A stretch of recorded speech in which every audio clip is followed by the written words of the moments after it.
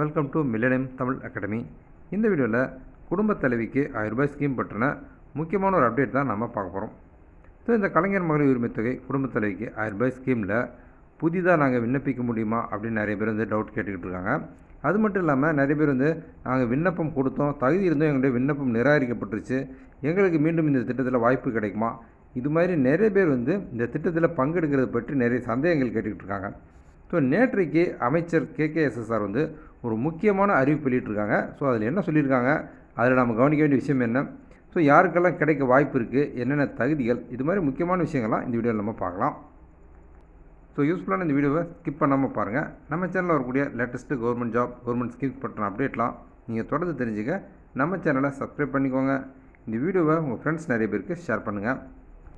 So இந்த கலைஞர் மகளிர் உரிமை திட்டம் குடும்ப தலைவிக்கு 1000 ரூபாய் ஸ்கீம் கடந்த 15 மாதங்களுக்கு மேலே வெற்றிகரமாக செயல்படுத்தப்பட்டு வருது. ஸோ இந்த திட்டத்தில் ஏற்கனவே தேர்வு செய்யப்பட்ட 1 கோடிக்கும் மேற்பட்ட மகளிருக்கு மாதம் 1000 ரூபாய் அவங்களுடைய வங்கி கணக்கில் வரவு வைக்கப்பட்டு வருது. ஸோ இதுக்கு நடுவில் பார்த்தோம் அப்படின்னா நிறைய பேர் அது விண்ணப்பம் கொடுத்து விண்ணப்பம் நிராகரிக்கப்பட்டதில் நிறைய பேர் எங்களுக்கு தகுதி இருக்குது, ஆனால் எங்களுடைய விண்ணப்பம் நிராகரிக்கப்பட்டிருக்கு, எங்களுக்கு மீண்டும் பணம் கிடைக்குமா அப்படின்னு சந்தேகம் கேட்குறாங்க. அது இல்லாமல் புதிதாக எங்களுக்கு விண்ணப்பம் கொடுக்க வாய்ப்பு கிடைக்குமா அப்படின்னு நிறைய பேர் கேட்குறாங்க. ஸோ இந்த நிலையில் நேற்றைக்கு அமைச்சர் KKSSR ஒரு செய்தியாளர் சந்திப்பில் பேசும்போது ஜனவரி மாதத்துக்கு மேலே ரேஷன் கார்டு வைத்திருக்கக்கூடிய அனைவருக்குமே இந்த திட்டம் கிடைக்கும் அப்படின்ற மாதிரி ஒரு செய்தி வெளியாகி இருந்தது. ஸோ ஆனால் அன்றைக்கு மாலையே அவர் ஒரு ட்விட்டர் பதிவு ஒன்று போட்டிருந்தார். அந்த பதிவில் அவர் என்ன சொல்லியிருக்கிறார் அப்படின்னா, இந்த திட்டத்தில் விண்ணப்பித்து தகுதியிருந்தும் நிராகரிக்கப்பட்ட விண்ணப்பதாரர்கள், அதாவது தகுதியுடைய விண்ணப்பதாரர்கள் யாராக இருந்தாலுமே குடும்ப அட்டை வைத்திருக்கக்கூடிய தகுதியுடைய விண்ணப்பதாரர்களுக்கு இந்த திட்டமானது முதலமைச்சருடைய அறிவுரைப்படி நிச்சயம் சென்று சேரும் அப்படின்னு தெரிவிச்சிருக்காங்க. ஸோ இந்த கலைஞர் மகளிர் உரிமை திட்டம் குடும்ப தலைவிக்கு 1000 ரூபாய் ஸ்கீம் தமிழக அரசு அறிவித்தப்ப அவங்க அந்த விண்ணப்ப பதிவு முகாமில் முக்கியமான சில நிபந்தனைகள் தமிழக அரசு விதிச்சிருந்தாங்க. அதாவது ஆண்டு வருமானம் குறிப்பிட்ட தொகைக்கு உட்பட்டு இருக்கணும், அதே மாதிரி சொந்த பயன்பாட்டுக்கு அவங்களுக்கு 4 சக்கர வாகனம் இருக்கக்கூடாது, அதே மாதிரி அரசு ஊழியர்கள் அல்லது ஓய்வு பெற்ற அரசு ஊழியர், பென்ஷன் வாங்கக்கூடிய ஓய்வு பெற்ற அரசு ஊழியர்கள், இது மாதிரி யாரும் அந்த குடும்ப அட்டையில் இருக்கக்கூடாது. இது மாதிரியான முக்கியமான நிபந்தனைகள் தமிழக அரசு விதிச்சிருந்தாங்க.